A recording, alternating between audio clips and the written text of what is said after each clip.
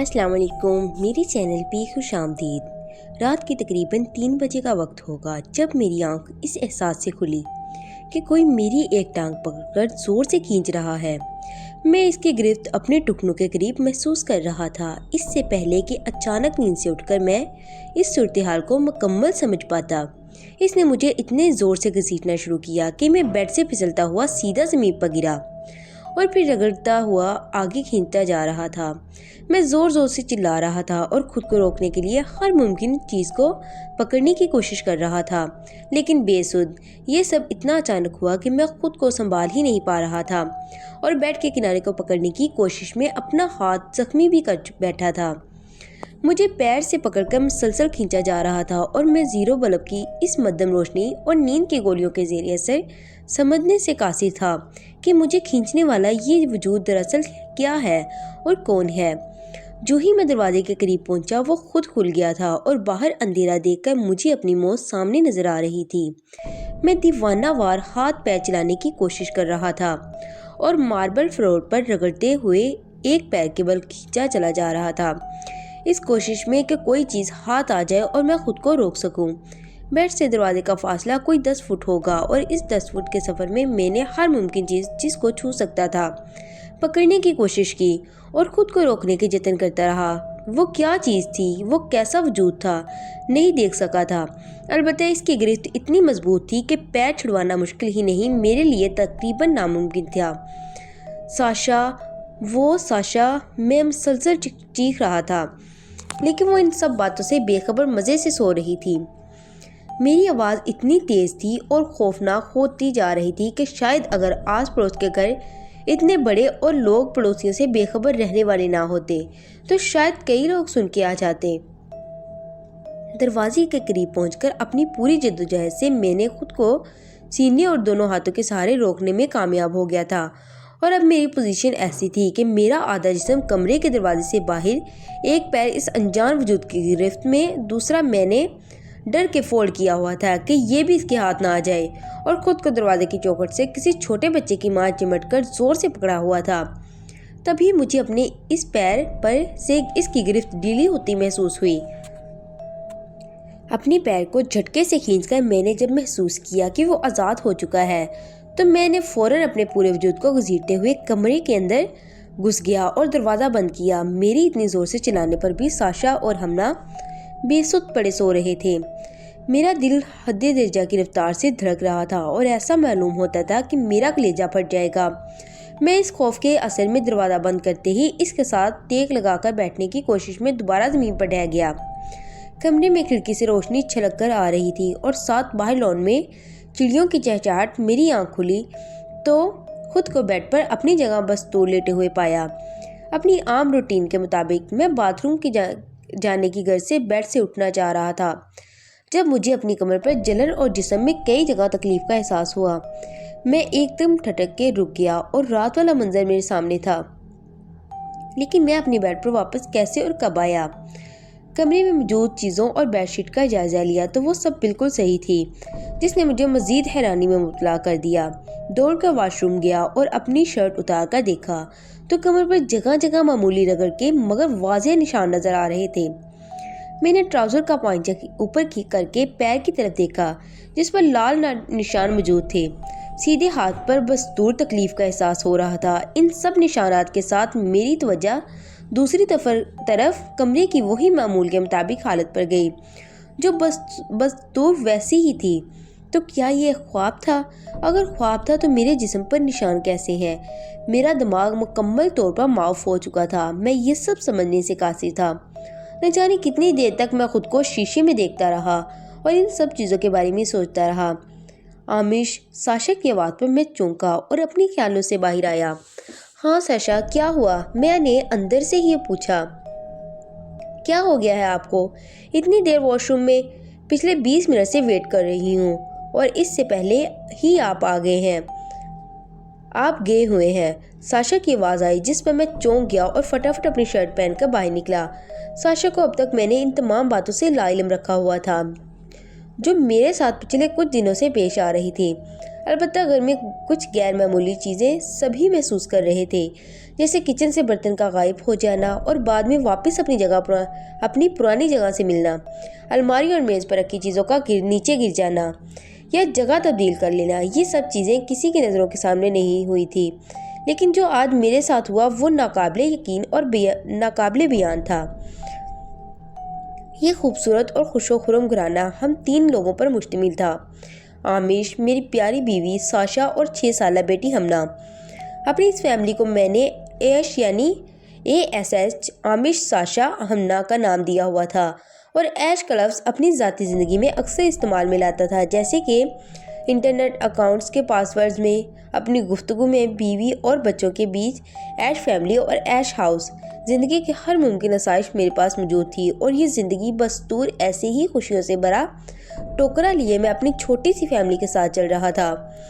میرا گھر شہر سے کچھ دور ایک پرسکون رہائشی علاقے میں تھا، جہاں زیادہ تر حکومتی افسران اور گورنمنٹ سے تعلق رکھنے والے افراد مقیم تھے۔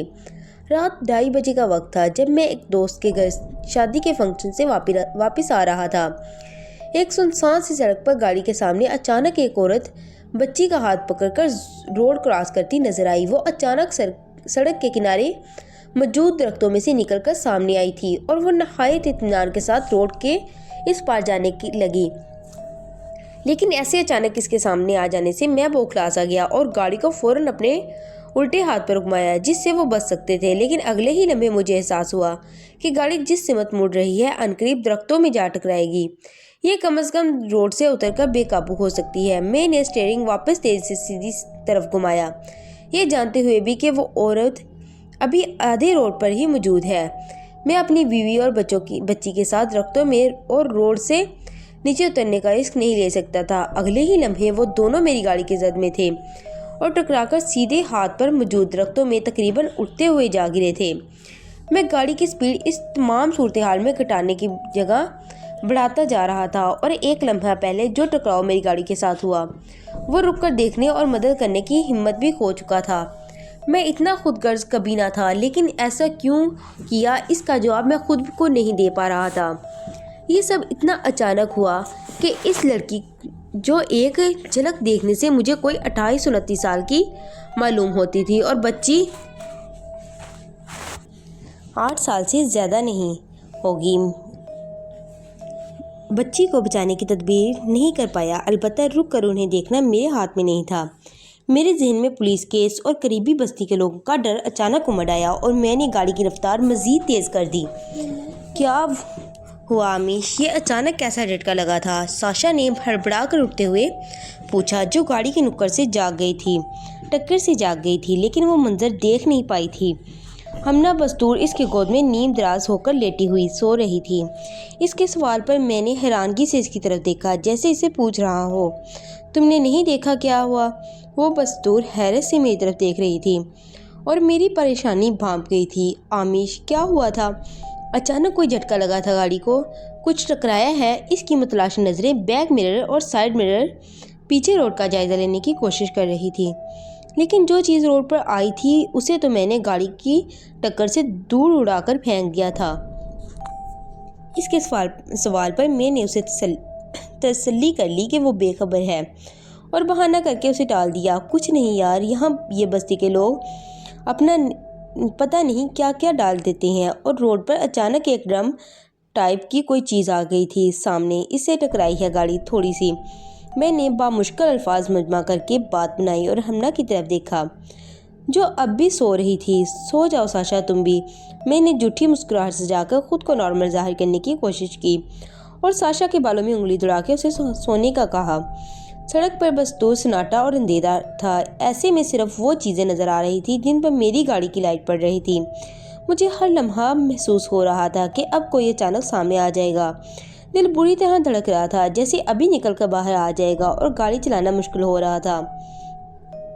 میں ساشا کے سامنے خود کو پریشان ظاہر نہیں کرنا چاہتا تھا، اس لیے بات شروع کی۔ وہ اب تک مجھے ہی دیکھ رہی تھی، جیسے میرے جواب سے مطمئن نہ ہوئی ہو۔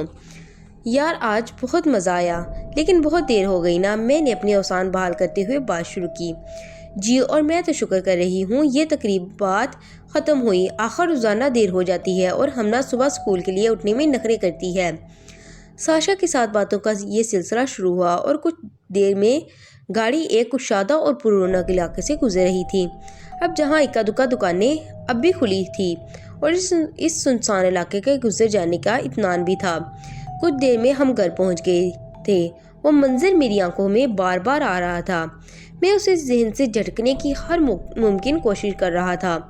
بستر پر لیٹ کر میں تقریباً پوری رات کروٹیں بدلتا رہا، لیکن وہ چند لمحے میں بھلا نہیں پایا تھا۔ ساشا اور ہمنا کب کی سو چکی تھی اور نیند میری آنکھوں سے کوسوں دور تھی۔ اس واقعے کو گزرے ایک ہفتہ گزر گیا تھا اور یہ بات میں نے کسی سے بھی شیئر نہیں کی تھی، یہاں تک کہ ساشا سے بھی نہیں۔ میں نہیں چاہتا تھا وہ اس بات کو جان کر کسی پریشانی میں مبتلا ہو، یہ مجھے وہاں جا کر دیکھنے اور ان لوگوں کی خبر لینے کو کہے۔ اپنے آنے جانے کے لیے میں نے متبادل راستہ اختیار کرنا شروع کر دیا تھا اور اس راستے کو دن یا رات کسی وقت بھی اختیار نہیں کر رہا تھا، حالانکہ وہ میرا مستقل راستہ تھا اور دوسرے راستے کے مقابل کافی کم بھی تھا۔ اس رات کے بعد وہاں سے گزرنے کی میری ہمت نہیں ہوئی۔ ناشتے کی میز پر مجھے سوچے میں گم دیکھ کر ساشا نے استفسار کیا، کیا بات ہے، آپ کن خیالوں میں کھوئے ہوئے ہیں؟ وہ چائے کا گھونٹ پی رہی تھی۔ جب اس کی بات پر متوجہ ہو کر میں نے اس کی جانب دیکھا اور اپنی چائے کا خیال آیا۔ کپ اٹھا کر ایک گھونٹ بھرتے ہوئے میں نے ساشا کی آنکھوں میں جھانکتے ہوئے کہا، رات کو پتہ نہیں کہاں سے بہت شور کی آوازیں آ رہی تھی۔ میں ساشا کی طرف جواب طلبی نظروں سے دیکھ رہا تھا۔ اچھا، کس ٹائم؟ کیسے شور کی آوازیں؟ ساشا نے مکمل لا علمی کا اظہار کرتے ہوئے کہا۔ یہ میرے لیے ایک بہت ہی حیران کن بات تھی کہ وہ دونوں کیسے میری اتنی زوردار چینخوں سے بے خبر سو سکتے ہیں۔ یہی کوئی شاید رات کے 2 یا 3 بجے ہوں گے۔ کہیں سے بہت زور سے چلانے کی آوازیں آ رہی تھی۔ پھر آپ نے دیکھا نہیں کہاں سے آ رہی ہیں اور کس کی آوازیں ہیں؟ ساشا نے تجسس سے کہا۔ دریافت کیا، جس پر میں جھجک کر رہ گیا۔ کیا واقعی ان لوگوں کو وہ آوازیں نہیں سنی ہیں؟ میں نے خود سوچا۔ پتہ نہیں کہاں سے آ رہی تھی، شاید آس پڑوس سے آ رہی ہوں، کہہ کر میں چائے پینے میں مصروف ہو گیا۔ موقع ملنے پر میں نے ہمنا سے الگ سے پوچھا، لیکن وہ بھی اس بات سے بے خبر تھی۔ مجھے پورا یقین ہو گیا کہ انہیں اس بات کا علم نہیں ہے۔ پھر یہ نشان کیسے آ گئے؟ اگر وہ میرا خواب تھا۔ دوپہر میں ایک بار پھر میں نے شرٹ اتار کر اپنی کمر پر وہ نشان چیک کیے، ساتھ ہی ہاتھ میں تکلیف جاری تھی جو بیٹ پکڑنے کی کوشش میں رگڑ لگنے سے ہو رہی تھی، اور البتہ پیر پر موجود وہ نشان قدرے ہلکا ہو گیا تھا، قریباً مٹ جانے کی، جس پر مجھے حیرانگی تھی۔ میں تکلیف اور پریشانی میں دوسرے کئی راتیں ٹھیک سے نہیں سو سکا تھا اور راتوں کو اٹھ کر ڈر کے مارے بیٹھ جایا کرتا تھا۔ بیوی بچی کے چہرے پر وہی اطمینان تھا اور وہ میری اندرونی پریشانی سے بے خبر مزے سے تھی۔ اس واقعے کے بعد میں نے کبھی ساشا اور ہمنا سے کسی چیز کے گم ہونے یا جگہ بدلنے کی شکایت نہیں سنی۔ رات کے قریباً 3:30 بجے کا وقت تھا جب میری آنکھ سامنے موجود کھڑکی پر پڑی۔ چاند کی روشنی کمرے میں داخل ہو رہی تھی اور پردے دونوں جانب کھلے ہوئے تھے۔ عین کھڑکی کے اوپر والے حصے پر ایک ہاتھ، جو دیکھنے میں کسی چھوٹی بچی کا لگتا تھا، لٹک کر ایسے ہل رہا تھا جیسے چلتے ہوئے ہاتھوں میں خود ایک حرکت پیدا ہوتی ہے اور وہ آگے پیچھے ہوتا ہے۔ یہ منظر دیکھ کر میرا دل اچھل کر حلق تک آ گیا اور میں تقریباً چیخ اٹھا تھا، لیکن میری چیخ میرے حلق میں گھٹ کر رہ گئی۔ جلد احساس ہو گیا کہ میں کسی بڑی مصیبت میں گرفتار ہو گیا ہوں۔ یہ دوسری بار رات کے وقت میں ایسے حالات کا سامنا کر رہا تھا۔ میرا پورا وجود تھرتھراہٹ کی زد میں آ گیا۔ میں بولنا چاہ کر بھی بول نہیں پا رہا تھا۔ آنکھیں اچھی طرح مل کر دوبارہ کھولی اور غور سے دیکھنے کی کوشش کی۔ شاید یہ میرا وہم ہو، لیکن وہ میری آنکھوں کا دھوکہ نہیں تھا۔ وہ ہاتھ کسی چھوٹی بچی کا معلوم ہو رہا تھا، جو کلائیوں سے کچھ اوپر تک کا حصہ کھڑکی کے باہر لٹک رہا تھا، گویا کھڑکی کے عین اوپر ہاتھ کا بقیہ حصہ موجود ہو اور کچھ حصہ نیچے لٹکایا ہوا ہو۔ چند لمحوں میں ہی میں پوری طرح پسینے میں بھیگ چکا تھا۔ وہ ہاتھ مسلسل اسی انداز میں ہل رہا تھا جیسے کوئی بچی چلتی ہوئی جا رہی ہو اور اس ہاتھ ہل رہا ہو۔ یہ پھر پنڈلیوں کی ماند ہاتھ کی پشت کھڑکی کی طرف اس طور پر ظاہر تھی کہ چلنے والی کا رخ میری دائیں جانب سامنے کی طرف ہو۔ ساشا اٹھو پلیز، ساشا اٹھو یار، میں دبی ہوئی گھبرائی آواز میں اس کے ہاتھ کی طرف دیکھتے ہوئے اپنی بیوی کو جگا رہا تھا جو اس وقت گہری نیند میں تھی۔ ساشا پلیز یار اٹھو جلدی، اسے کندھے سے لاتے ہوئے وہ مشکل بول پا رہا تھا۔ ساشا پر نیند اتنی طاری تھی کہ میرے جگانے کا کوئی اثر نہیں ہو رہا تھا۔ ساشا اٹھو جلدی، اس بار اونچی آواز نکال کر میں نے ساشا کو جھنجھوڑا، جو آنکھیں ملتی ہوئی بیٹھ گئی اور اس ٹائم جگانے پر بے یقینی کی حالت میں مجھے دیکھنے لگی۔ ہمنا کو اٹھا کر اپنی گود میں لیا اور جلدی سے سینے سے لگا لیا۔ کیا ہوا آمش، کیوں جگایا ہے؟ ساشا اٹھ کر پوری طرح بیٹھ چکی تھی اور بالکل نارمل انداز میں پوچھ رہی تھی۔ آنکھوں کے اشارے سے اسے کھڑکی کی طرف دیکھنے کا اشارہ کیا، جہاں میں ایک چھوٹی بچی کی ہاتھ کا کچھ دائیں سے بائیں حرکت کرتے دیکھ رہا تھا۔ کیا ہوا بھائی، کیا کہہ رہے ہو؟ وہ بیزاریت سے ایک نظر میری نظر کے تعاقب میں کھڑکی پر لے گئی اور واپس پوچھنے لگی، وہ دیکھو ساشا کھڑکی کے اوپر کی طرف ڈرتے ڈرتے ہاتھ کے اشارہ کیا اور ہمنا کو زور سے گلے لگا لیا۔ ہاں بھائی دیکھ تو رہی ہوں، کیا ہوا ہے کھڑکی کو؟ اس نے درجہ مطمئن ہو کر پوچھا کہ میں سمجھے بغیر نہیں رہ سکا۔ کیا اس ہاتھ کو صرف میں ہی دیکھ رہا ہوں؟ خود سے کہہ کر میں ساشا کی طرف حیرانگی سے دیکھنے لگا۔ میرا دل اتنا تیز دھڑک رہا تھا کہ میں باہر تک دھڑکن کو محسوس کر سکتا تھا۔ ساشا وہ دیکھو کھڑکی سے باہر، میرے لہجے میں اب غصہ اور بے چارگی امڑ آئی ہے۔ کیا ہے کھڑکی سے باہر؟ ساشا بیڈ سے اتر کر سیدھی کھڑکی کی جانب بڑھی۔ یہ ایک لمحے کا وقفہ تھا جب میں نے کھڑکی سے نظر ہٹا کر ساشا پر جمائی تھی اور اس کے بیڈ سے اترنے کے بعد دوبارہ کھڑکی کی طرف۔ اب وہاں کچھ نہیں تھا۔ مجھے ایک بار پھر حیرت کا جھٹکا لگا تھا۔ کیا ہو گیا ہے آمش؟ کیا ہے ادھر؟ آپ کس چیز کی بات کر رہے ہیں؟ ساشا کھڑکی کے آگے میری طرف منہ کر کے کھڑی مجھ سے سوال کر رہی تھی اور میری نظر اس کے سر کے اوپر اس جگہ پر ٹکی ہوئی تھی جہاں چند ثانیہ پہلے ایک چھوٹی بچی کا ہاتھ لٹکتا ہوا نظر آ رہا تھا۔ اسی لمحے میرے ذہن میں اس لڑکی اور بچی کی ایک جھلک نمودار ہوئی تھی جس میں نے اپنی گاڑی سے اڑا دیا تھا۔ وہ ایک جھلک جو میں نے ایکسیڈنٹ سے پہلے دیکھی تھی۔ ایکسیڈنٹ کا وہ منظر میری آنکھوں میں ایک بار پھر گھوم گیا۔ ساشا بزور وہیں کھڑی مجھ سے سوال کر رہی تھی، لیکن میرا ذہن کہیں اور چلا گیا تھا۔ وہ واپس اپنی جگہ پر آ گئی، ہمنا کو مجھ سے واپس لیا اور بیڈ پلٹا کر خود بھی دوسری طرف رک کر کے لیٹ گئی۔ سو جائیں آمش، آپ نے کوئی خواب دیکھا ہے؟ میں کتنی دیر تک کھڑکی کو ایک ٹک دیکھتا رہا، اسے اپنا وہم اور خواب سمجھ کر خود کو تسلی دیتا رہا۔ دھڑکن اب قدرے نارمل ہو چکی تھی اور سانسیں بحال، نیند آنکھوں سے کوسوں دور تھی اور نظریں کھڑکی سے ہٹنے کا نام نہ لیتی تھی۔ ہر لمحہ مجھے ایسا محسوس ہو رہا تھا جیسے وہ ہاتھ دوبارہ آ کر لٹک جائے گا۔ صبح کے 5 بج گئے تھے اور ہلکی روشنی پھوٹنا شروع ہو گئی تھی۔ میرا ذہن ان تمام واقعات کو لے کر خیالات کا ایک مجموعہ بن چکا تھا۔ سونے کی لاکھ کوشش کے باوجود میں نے خود کو ان خیالات سے چھڑانے میں ناکام تھا۔ پیاس کے احساس نے توجہ ہٹائی اور میں نے پاس رکھی پانی کی بوتل اٹھائی، لیکن وہ خالی تھی۔ میں اٹھ کر کمرے سے نکلنے لگا ہی تھا کہ ایک بار پھر میرے ذہن میں رات کا وہ منظر گھوم گیا۔ اس خیال کو جھٹک کر میں کچن کی طرف بڑھا۔ ہر لمحے مجھے ایک انجانا سا ڈر اور خوف کا احساس گھیرے ہوئے تھا۔ اپنی روم سے نکل کر ہر گزرنے والی جگہ کی لائٹ آن کرتا جا رہا تھا اور کچن میں پہنچ کر سب سے پہلے لائٹ آن کی۔ گلاس ڈھونڈ کر فریج کی طرف بڑھا اور اس کا بڑا دروازہ کھولنے کی غرض سے جیسے ہی وہ کھینچا، لاک تھا۔ ہر معمولی جس پر چیز بھی مجھے ایک اب خطرہ محسوس ہو رہی تھی۔ فریج کا دروازہ ایسے غیر معمولی طور پر بند ہونا ایک بار پھر میرے لیے گھبراہٹ اور ڈر کا سبب بن گیا تھا۔ ایسا کبھی نہیں ہوا تھا کہ فریج کا دروازہ لاک ہو، اس پر کوئی لاک موجود ہی نہیں تھا۔ البتہ کبھی ایک بار فریج ایک بار کھول کر بند کرنے اور فوراً واپس کھولنے میں ایسی صورت پیدا ہو جاتی ہے کہ گیس کے دباؤ سے دروازہ جام ہو جاتا ہے، البتہ کچھ دیر ٹھہر کر کھل جاتا ہے، جو ایک عام سی بات ہے، لیکن اس وقت میں بہت زور لگا کر بھی فریج کھولنے سے قاصر تھا۔ حیرانگی کی بات یہ تھی کہ فریج کو آخری دفعہ استعمال کیے ہوئے کئی گھنٹے گزر چکے تھے اور میں جتنی قوت آزمائی کر رہا تھا فریج کو آسانی سے کھل جانا چاہیے تھا۔ اب کی بار میں گلاس ایک طرف رکھ کر بہت زور سے فریج کا ڈور کھولنے کی کوشش کر رہا تھا۔ ایک پاؤں اس کے پچھلے حصے پر ٹکا کر پیر کا زور بھی لگا لیا، لیکن دروازہ نہیں کھلا۔ مجھے ڈر تھا کہ مزید زور لگایا تو وہ اپنی جگہ سے ہل جائے گا یا گر جائے گا۔ پریشانی بڑھ چکی تھی اور میں اس نئی افتاد کے لیے تیار نہیں تھا۔ جس میں ایک بار پھر پسینے بھی ڈوبنا شروع ہو گیا تھا اور میرے اعصاب جواب دے چکے تھے۔ مجبوراً ٹھنڈا پانی کا ارادہ ترک کر کے میں نے جلدی سے گلاس اٹھایا اور سنک میں سادہ پانی بھر کر پی لیا۔ گلاس واپس رکھ کر میں کچن سے باہر نکلنے کو تھا کہ ایک بار پھر فریج سامنے دیکھ کر اس کے دروازے کے ہینڈل کو پکڑا۔ دروازہ اس بار معمولی ہاتھ لگانے سے اتنی زور سے کھلا، مکمل طور پر کھل گیا جیسے کسی نے اندر سے بہت زور سے دھکا دیا ہو۔ مجھے دروازہ کھل کے اتنی زور سے لگا کہ میں پیچھے دیوار کے پاس جا کر گرا۔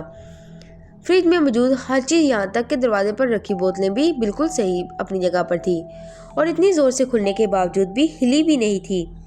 عام حالت میں اتنی زور سے دروازہ کھلنے سے اندر کی چیزیں باہر نکل کر گرنا یقینی تھا۔ آؤ دیکھا نہ تاؤ میں کچن سے باہر کی طرف بھاگا، نہ لائٹ بند کر سکا نہ ہی فریج کا دروازہ، اور سیدھا اپنے کمرے کی طرف دوڑ لگائی۔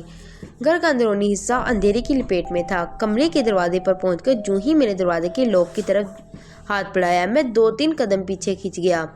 مجھے کسی نے نہیں پکڑا تھا، نہ ہی کسی نے پیچھے دھکیلا تھا۔ اب کی بار میں اپنے پورے ہوش و حواس میں یہ کھچاؤ محسوس کیا تھا، اور مجھے پورا یقین ہے کہ میرے ساتھ کوئی انجانی طاقت موجود ہے جو صرف میری حد تک محدود ہے۔ دوبارہ تیزی سے قدم بڑھا کر لاک کو تھاما اور جلدی سے گھما کر کمرے میں داخل ہو گیا۔ یہ سب کچھ اتنا فن ہوا کہ میں کچن سے دیوانہ وار بھاگا تھا اور بغیر کسی لائٹ کے بند کیے سیدھا کمرے میں گھس گیا۔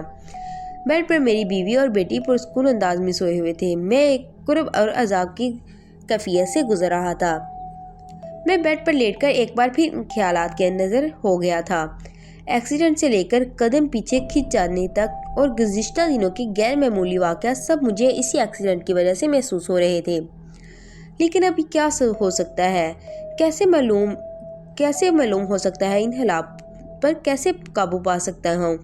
کیسے میں خود کو، اپنے گھر کو ان چیزوں سے بچاؤں؟ بہت دیر تک میں یہی سوتے میری نہ جانے کس وقت آنکھ لگ گئی۔ قریباً 11 بجے کے وقت میرے موبائل پر مسلسل بجتی بیل سے میری آنکھ کھلی۔ دوسری طرف میرا آفس کولیگ شایان تھا، جو اب تک آفس نہ پہنچنے کی وجہ سے دریافت کر رہا تھا، یار آج میں نہیں آ سکوں گا، طبیعت ٹھیک نہیں ہے، کہہ کر میں نے جان چھڑانی چاہی۔ کیا ہوا تجھے بھائی؟ آج کل تو کچھ عجیب بیہیو کر رہا ہے۔ پہلے تو میں نے ہی یہ بات محسوس کی تھی، لیکن اب تیرا ذکر آیا تو ایک دو اور لوگوں نے اس بات کا اعتراف کیا ہے۔ وہ میری پریشانی کی وجہ جاننا چاہتے تھا۔ شایان میرا پرانا دوست اور آفس میں بھی ساتھ کام کرتا تھا اور میں اپنی ہر بات اس سے شیئر کرتا تھا، لیکن نہ جانے کیوں اب تک یہ بات میں نے اس سے شیئر نہیں کر سکا تھا۔ یار تو آج آفس کے بعد میرے پاس چکر لگا، کچھ بات کرنی ہے ضروری۔ میری آواز نیند میں ڈوبی ہوئی تھی۔ شایان نے بھی زیادہ سوال نہیں کیے اور آنے کا کہہ کے فون بند کر دیا۔ دوپہر کا ٹائم تھا۔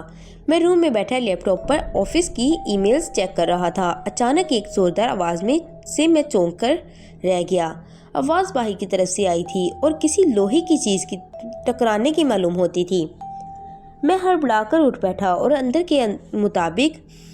کے مطابق کمرے کی بائیں طرف کھڑکی کی جانب بڑھا۔ آواز چونکہ بائیں طرف سے آئی تھی اور موجودہ کمرے سے بیرونی دروازہ بائیں طرف والی کھڑکی سے نظر آتا تھا۔ کمرے میں موجود کھڑکی سے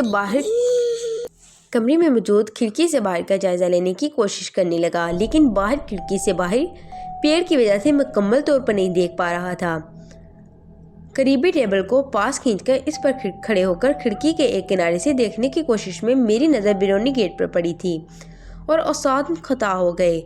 میری گاڑی جو گھر کے اندرونی حصے میں پارک ہوتی تھی، بیرونی دروازے کے ساتھ باہر سے ٹکرائی ہوئی تھی اور دروازہ ایک کسی حد تک اندر کی جانب جھک گیا تھا۔ وہ لوہے کا ایک وسیع اور مضبوط دروازہ تھا جو بنا کسی بڑی چیز کے ٹکرانے سے ایسے نہیں ٹوٹ سکتا تھا۔ دروازہ اندر جھکا ہوا تھا اور گاڑی باہر اس سے لگی ہوئی تھی۔ مجھے دیکھ کر اندازہ ہوا کہ گاڑی باہر کی طرف سے دروازے سے ٹکرائی ہے۔ میں ٹیبل پر اچانک دیکھتے ہوئے اس صورتحال کو سمجھنے کی کوشش کر رہا تھا اور نیچے جا کر دیکھنے کا ارادہ کیا ہی تھا کہ اپنے پیچھے کسی کی آہٹ محسوس کی۔ بے ساختہ پلٹ کر دیکھا، لیکن پیچھے کوئی موجود نہیں تھا۔ جلدی سے ٹیبل سے اترنے کی غرض سے نیچے نگاہ کی تو میرے لیے دوسرا جھٹکا تھا۔ میں ہوا میں کھڑا تھا اور ٹیبل اپنی وہی پرانی جگہ پر موجود تھی۔ اس سے پہلے کہ میرا بھگ سے اڑا چھلانگ لگا کر فوراً اس ٹیبل سے نیچے اترا جس کے اوپر میں تھا ہی نہیں۔ قدم زمین پر رکھتے ہی لڑکھڑا گئے اور میں سنبھل نہ سکا۔ منہ کے بل زمین پر گرا، جس کی وجہ سے سر زور سے زمین سے ٹکرایا تھا اور ناک سے خون بہنے لگا تھا۔ میرے لیے اب ان حالات کا مقابلہ کرنا ناممکن ہو گیا تھا۔ شایان نے شام کو آنا تھا اور میں گھر سے بھی ابھی ہی بھاگ جانا چاہتا تھا۔ ساشا، ساشا ادھر جلدی آؤ، زور سے آواز لگا کر ساشا کو بلایا۔ ساشا میری آواز سن کر جلدی سے کمرے میں آئی۔ ارے یہ کیا ہوا؟ آپ کی ناک سے خون کیوں بہہ رہا ہے؟ ساشا نے مجھے زمین پر اس حالت میں دیکھنے ہی پوچھا۔ گر گیا یار، میں نے اب بے بسی سے انداز میں کہا۔ باہر دیکھو ذرا، گھر کے گیٹ کو کھڑکی کی طرف اشارہ کرتے ہوئے ساشا سے کہا، جو اپنا دوپٹہ لیے اب میری ناک سے خون صاف کر رہی تھی۔ کیا ہوا باہر گیٹ کو؟ ساشا کھڑکی سے باہر جان کر بولی۔ کیا مطلب تمہارا؟ گیٹ کو دیکھو باہر کے، اور میری گاڑی کو۔ میں نے گاڑی اور گیٹ پر زور دیتے ہوئے کہا۔ وہ ایک بار پھر باہر جان کر میری طرف سوالیہ نظروں سے دیکھنے لگی۔ میں غصے میں اپنی جگہ سے اٹھا اور ساشا کے پاس آ کر اسے کھڑکی سے باہر کی طرف اشارہ کیا۔ وہ دیکھو باہر کا دروازہ۔ ساشا بے یقینی کی کیفیت میں اس طرف دیکھنے لگی۔ میری نظر نے اس کی نظر کا تعاقب کیا اور دروازے کی طرف دیکھ کر مجھے حیرت کا ایک اور جھٹکا لگا۔ ارے کیا دکھا رہے ہیں ہمیں؟ ساشا نے استفسار کیا۔ کچھ نہیں یار، مجھے لگا دروازہ کھلا رہ گیا ہے۔ بہانہ بنا کر خود کو مطمئن ظاہر کرنے کی کوشش کرنے لگا۔ اف عامش، آپ کی ناک سے خون بہہ رہا ہے، اب بھی اسے واش کریں، میں دوائی لگا دیتی ہوں، ساشا نے قریب سے دیکھ کر پریشان کن لہجے میں کہا اور خود دوائی لینے کے لیے دوڑی۔ میں جلدی سے روم میں موجود واش روم کی طرف گیا اور دروازہ آدھ کھلا چھوڑ کر واش بیسن کے اوپر آئینے میں اپنا چہرہ دیکھنے لگا۔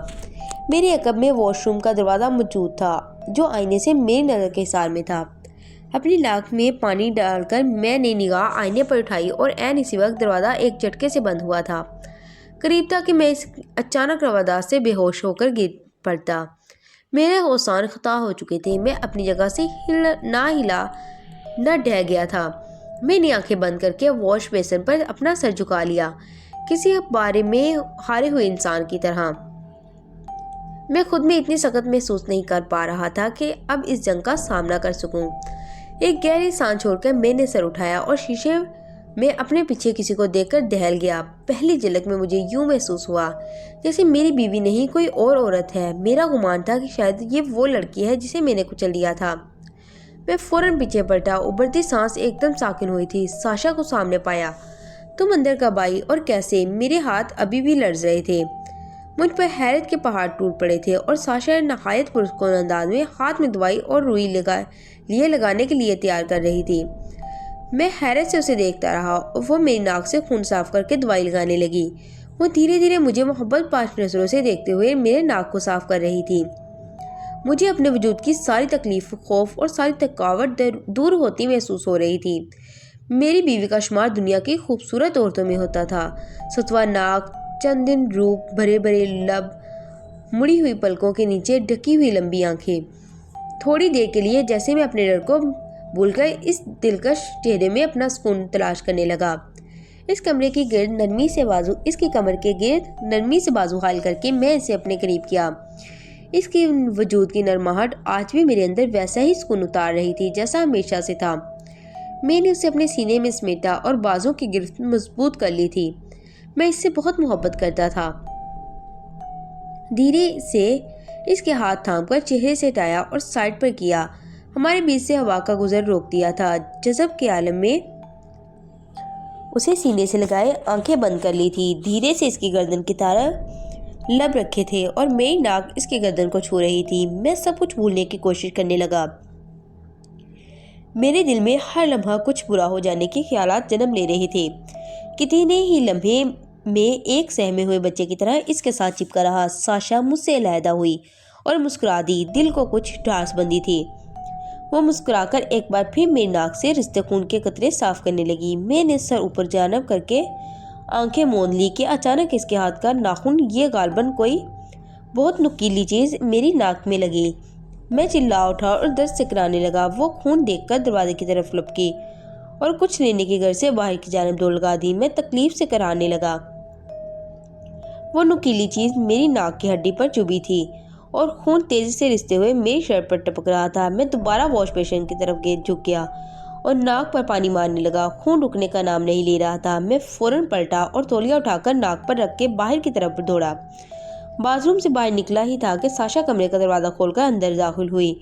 خون تیزی سے بہہ رہا تھا اور گلابی تولیہ لال ہو گیا تھا۔ ساشا مجھے دیکھ کر پریشان ہو گئی۔ اس کے ہاتھ میں فرسٹ ایڈ باکس تھا۔ یہ کیا لگ گیا؟ کیا کیا تھا تم نے؟ میں نے اسے دیکھتے ہی بے ساختہ سوال اٹھایا۔ میری نظر اس کے ہاتھ پر پڑی اور اس کے ناخن ہمیشہ کی طرح چھوٹے تھے۔ میں بے یقینی کے انداز میں کبھی اس کی طرف جواب طلب نظروں سے دیکھتا تو کبھی اس کے ہاتھ کی طرف۔ کیا مطلب؟ میں نے کیا کر دیا اور یہ اتنا سارا خون کیسے بہنے لگا؟ وہ تیزی سے بہتا خون اور لال تولیہ دیکھ کر پریشان ہو گئی اور میری ناک کا جائزہ لینے کی غرض سے اسے چھونا چاہتی تھی۔ میں نے جھٹکے سے اس کا ہاتھ اٹھایا۔ ساشا کی بات سن کر مجھے چکر آنے لگے اور میں ہوش جاتے رہے۔ آمش نے اپنے ساتھ ہونے والی ہر بات الف سے یہ تک شایان کو کہہ سنائی۔ شایان یہ سب باتیں سن کر کسی گہری سوچ میں ڈوب گیا تھا۔ وہ دونوں اس وقت آمش کے روم میں موجود تھے۔ آمش کی بے ہوشی کے کچھ دیر بعد ہی شایان وہاں پہنچا تھا اور شایان نے ساشا کی ہی مدد سے اسے اٹھا کر روم میں بیڈ پر لٹا دیا۔ یار تجھے پتہ ہے جب میں تجھ سے ملنے تیرے گھر آیا تو ساشا نے کیا کہا مجھ سے؟ شایان نے نظریں اٹھا کر اتفاق کیا۔ کیا کہا؟ آمش نے جواب طلب نظروں سے دریافت کیا۔ ساشا نے بتایا کہ یہ کچھ دن سے عجیب باتیں کر رہے ہیں اور ان کا رویہ بھی کچھ نہ سمجھ آنے والا ہے۔ یہ مجھے ڈرے ڈرے رکھتے ہیں اور ہم دونوں سے بھی زیادہ بات نہیں کر پا رہے۔ ایک دو بار مجھے کمر پر چوٹ کے نشان دکھائے ہیں لیکن کچھ بھی نہیں تھا۔ پھر ابھی آپ کے آنے سے پہلے بھی باہر کے گیٹ کی طرف کچھ دکھا رہے تھے لیکن وہاں بھی کچھ نہیں تھا۔ پھر میں ان کا ایسے ٹیبل سے گر جانا اور خون کا اتنا زیادہ بڑھ جانا کچھ سمجھ نہیں آ رہا۔ شایان نے وہ تمام باتیں آمش کو بتا دی جو ساشا نے ان سے کہی۔ لیکن ایک منٹ، شایان نے کچھ سوچ کر ایک دم رکا تھا اور انگلی اپنی تھوڑی پر رکھتے ہوئے بولا، کیا ہوا؟ آمش نے دریافت کیا۔ تمہاری مطابق پہلی بار رات کو جب تمہیں کسی نے کمرے سے باہر کھینچنے کی کوشش کی تو تمہارے چیخنے چلانے پر ساشا اور حملہ نہیں اٹھی، رائٹ؟ شایان نے وضاحت طلب کی۔ ہاں ایگزیکٹلی، میں چیختا رہا اور وہ دونوں نہیں اٹھی اور صبح اس نے بتایا کہ میری کوئی آواز انہوں نے نہیں سنی، آمش نے دماغ پر زور ڈالتے ہوئے بتایا۔ اور پھر ایک بار اور جب رات میں کچن میں گئے تب بھی تمہارے ساتھ کچھ ہوا، فریج کا اچانک کھلنا اور تمہیں لگنا اور ان سب باتوں کا شور وغیرہ۔ ساشا نے کچھ نہیں سنا۔ شایان نے گٹھیاں سلجھانے کی کوشش کرتے ہوئے پوچھا۔ ہاں یار، اس روز بھی میرے ساتھ جو ہوا انہیں کچھ نہیں پتا اور میں انہیں بتایا۔ میں پریشان نہیں کرنا چاہتا تھا، آمش نے روانگی میں بتایا۔ لیکن آمش کچھ سوچ کر ماتھے پر گہرے بل ڈالتے ہوئے بولا۔ کیا ہوا؟ شایان نے دریافت کیا۔ یار اس روز میں نے ساری لائٹ آن کی تھی اور واپس جاتے ہوئے بند نہیں کی، تو کیا جب ساشا نے صبح دیکھا ہوگا تو نوٹ نہیں کیا ہوگا کہ کافی لائٹس آن ہیں جو وہ خود رات کو سونے سے پہلے بند کرتی ہے؟ آمش نے شایان کے سامنے خود سے سوال کیا۔ اگر تو صبح ساشا کے اٹھنے تک ساری لائٹس آن رہی ہیں تو وہ ضرور پوچھتی تم سے۔ کیا خیال ہے؟ شایان نے سوال کیا۔ میرا خیال ہے تو ایک کام کر، شایان نے اب کی بار کچھ سوچ کر مشورہ کے انداز میں الفاظ جوڑے، تیرے ساتھ 2 بار رات میں یہ عجیب واقعہ پیش آیا اور ان دنوں میں تو کچھ خاص نہیں ہوتا نا؟ شایان نے سوال کر کے جواب طلب نظروں سے آمش کی طرف دیکھا۔ ہاں، آمش نے بجھے ہوئے لہجے میں جواب دیا۔ جیسے ان واقعات کو سوچ کر اس کی روح چھلنی ہو گئی۔ تو پھر تیرے گھر میں کا روم میں یہ جس بھی جگہ CCTV کیمرہ لگا ہوا ہے، تو رات کو اس جگہ پر سونا شروع کر دے اور خدا نہ کرے ایسا کچھ واقعہ پیش آتا ہے تو ہم چیک کر سکتے ہیں کہ وہ کیا چیز ہے جو تجھے تنگ کر رہی ہے۔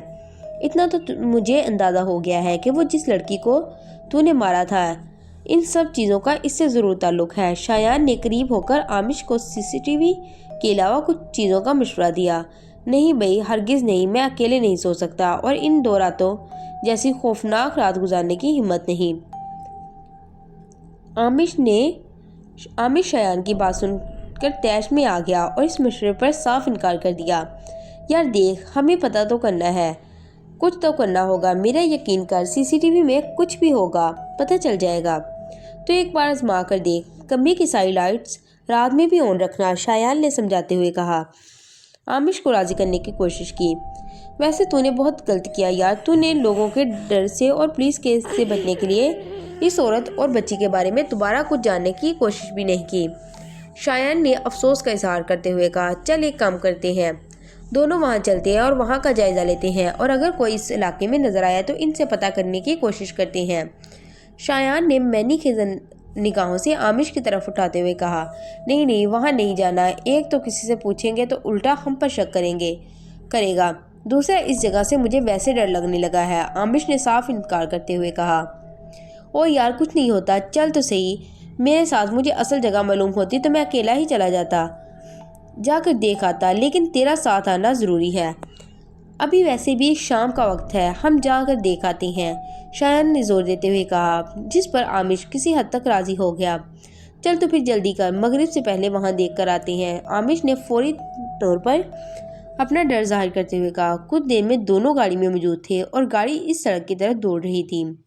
اسی جگہ پر آمش نے اپنے انداز اور اسی آس پاس کے درخت دیکھ کر گاڑی کو رکوائی اور وہ دونوں اس جگہ کی طرف بڑھنے لگے جہاں آمش کے اندازے کے مطابق وہ عورت اور بچی کی گاڑی کی ٹکر کی جا گرے تھے۔ مغرب کا وقت قریب تھا اور روشنی مدھم ہوتی جا رہی تھی۔ آمش اپنے اندازے کے مطابق شایان کے ساتھ اسی جگہ پر پہنچ چکا تھا۔ یار میرا خیال ہے یہی جگہ ہو سکتی ہے، میری گاڑی نے جب انہیں ہٹ کیا تھا وہ لوگ اس طرف جا کر گرے تھے۔ آمش نے ہاتھ سے روڈ سے تھوڑا اندر کی طرف اشارہ کیا۔ آمش کی بتائی ہوئی جگہ کے قریب پہنچ کر وہ دونوں جگہ کا معائنہ کرنے لگے، لیکن انہیں وہاں ایسی کوئی چیز یا سراغ نہیں نظر آیا۔ انہیں وہاں خون کے دھبے نظر آنے کی امید تھی، جس کی کوشش میں آس پاس کی جگہوں کو بہت قریب سے اور دھیان سے ٹٹول رہے تھے۔ گھنے درخت اور جھاڑیوں کی موجودگی میں اس جگہ پر ان کا چلنا دشوار ہو رہا تھا۔ یہ روڈ کنارے ایسی جگہ تھی جہاں کچھ زمین اور جھاڑیاں ہر طرف پھیلی ہوئی تھی۔ یار شایان ادھر تو کچھ بھی نہیں ہے، چل یار گھر چلتے ہیں، آمش نے تیز دھڑکتے دل کے ساتھ کہا اور شایان کی طرف بے چارگی سے دیکھنے لگا۔ رک تو جا یار، صحیح سے دیکھ تو لینے دے، شایان شاید کچھ نظر آ جائے یا خون کچھ تو نظر آئے گا، اس جگہ سے لوگوں کا گزرنا مشکل ہوتا ہے۔ تو پھر وہ دونوں ایکسیڈنٹ کے بعد یہاں سے کیسے اور کہاں گئے؟ شایان نے پرسرار انداز میں سوال کیا۔ یار تو چھوڑیے انویسٹیگیشن پلیز، مجھے ویسے ہی ڈر لگ رہا ہے، چل یار واپس چلتے ہیں، آمش نے بستور اس کا ہاتھ تھام کر کہا۔ وہ دونوں اس تلاش میں روڈ سے کافی اندر کی طرف جا چکے تھے جہاں درختوں کے سائے کی وجہ سے روشنی مزید کم ہو گئی تھی۔ شایان کے لیے یہ سب ایک ایڈونچر سے کم نہیں تھا، کیونکہ وہ بہت نڈر قسم کا انسان تھا، جبکہ آمش جس کے ساتھ یہ سب ہوتا رہا تھا انتہائی خوف کے زیر اثر تھا۔ یار دیکھ، تیرے مطابق گاڑی نے سامنے روڈ پر اس جگہ انہیں ہٹ کیا تھا اور وہ دونوں ٹکرا کر شایان آمش کو ہاتھ کے اشارے سے جگہ کا بتا کر صحیح جگہ کا تعین کرنے کی کوشش کر رہا تھا۔ آمش ایک دم جھٹکے سے چونکا اور پلٹ کر پیچھے ایک جانب دیکھنے لگا۔ آمش کی اس حرکت پر شایان اپنی بات کہتے کہتے ایک دم رک گیا، تحیر سے آمش کی نظر کا تعاقب کرنے لگا۔ یار تو نے آواز سنی؟ آمش نے لرزتی آواز اور کپاتے ہاتھ لبوں کے ساتھ شایان سے پوچھا۔ بالکل قریب ہو کے اس سے جڑ کے کھڑا ہو گیا۔ یار چل یار، یہاں سے میرے دل ڈوب رہا ہے، پلیز شایان چل یہاں سے۔ آمش نے اسے کھینچنے کی کوشش کی۔ ابھی ہوا کیا؟ اچانک کون سی آواز ہے؟ شایان نے اسے روکتے ہوئے اچنبھے سے پوچھا۔ مجھے ایسا لگا جیسے روڈ کی طرف سے کوئی آواز آئی ہے اور پھر سامنے اس کی طرف کچھ آ کر گرا ہو۔ آمش نے اس جگہ کا اشارہ کرتے ہوئے کہا جہاں وہ دیکھ رہا تھا۔ شایان اس کا ہاتھ پکڑ کر اس طرف بڑھنے لگا۔ آمش پیچھے پیچھے ڈرا ہوا کپاتے پیروں کے ساتھ آ رہا تھا۔ اندھیرا بڑھ چکا تھا اور اس جانب درخت کم اور جنگلی جھاڑیاں بہت زیادہ تھی۔ دونوں اپنے موبائل کی ٹارچ کھول لی اور دھیرے دھیرے جھاڑیوں سے بچتے بچاتے اس جگہ کے قریب جا رہے تھے۔ اس جگہ کے قریب پہنچ کر جو منظر انہوں نے دیکھا، اس منظر نے دونوں کے ہوش اڑا دیے۔ دونوں نے حواس باختہ ہو کر ایک دوسرے کی طرف دیکھا۔ آمش اور شایان کا چہرہ لٹھے کی مانند سفید ہو گیا، آواز حلق میں ہی دب کر رہ گئی اور ایسا معلوم ہوتا تھا جیسے کسی نے پورے بدن سے خون کا ایک ایک قطرہ نچوڑ لیا ہو۔ سامنے ہی وہ بچی اور عورت جو غالباً ماں اور بیٹی تھی، بری حالت میں جھاڑیوں کے بیچ میں پڑی ہوئی تھی۔ ان کے جسم سے خون ایسے بہہ رہا تھا کہ مانو ابھی ابھی ایکسیڈنٹ ہوا ہو۔ پیر گھٹنوں سے مڑے ہوئے تھے، گویا کہ ٹانگوں کی ہڈیاں ٹوٹ چکی ہوں۔ دونوں کا چہرہ ان کی مخالف سمت مڑا ہوا تھا۔ آمش کی حالت یہ دیکھ کر پتلی ہو گئی۔ شایان نے ہمت کر کے انہیں ہلا کر دیکھنا چاہا۔ جیسے ہی اس نے ہاتھ ان کی طرف بڑھایا، اچانک ہی دونوں لاشیں نے چہرہ گھما کر ان کی سمیت کر لیا اور آنکھیں کھولی جو بالکل سفید تھی، گویا ان میں زندگی کی کوئی رمق موجود نہیں ہو، اور وہ دونوں عامش کی طرف دیکھ کر کہنے لگی، تم چاہتے تو بچا سکتے تھے۔ یہ آواز اتنی دہشت ناک تھی کہ سناٹے کی کوئی چیٹی ہوئی کانوں میں داخل ہوئی تھی۔ یہ منظر دیکھ کر دونوں کا کلیجہ الگ کو آ گیا۔ وہ دونوں یکدم مڑ کر واپس روڈ کی جانب سرپٹ دوڑے۔ عامش کو محسوس ہو رہا تھا جیسے کوئی اس کا پیر پکڑ کر پیچھے کو کھینچ رہا ہو۔ وہ اپنی پوری قوت اور رفتار سے بھاگنے کی کوشش کرنے کے باوجود بھی شایان سے پیچھے ہوتا جا رہا تھا۔ راستے میں جھاڑیوں میں الجھتے ہوئے پیر چبھتے کانٹے اور کپڑوں کو چھلنی کرتے ہوئی جھاڑیاں انہیں ایک پل کے لیے محسوس نہیں ہوئی۔ بالآخر شایان کے چند لمحوں بعد عامش بھی گاڑی تک پہنچنے میں کامیاب ہو گیا۔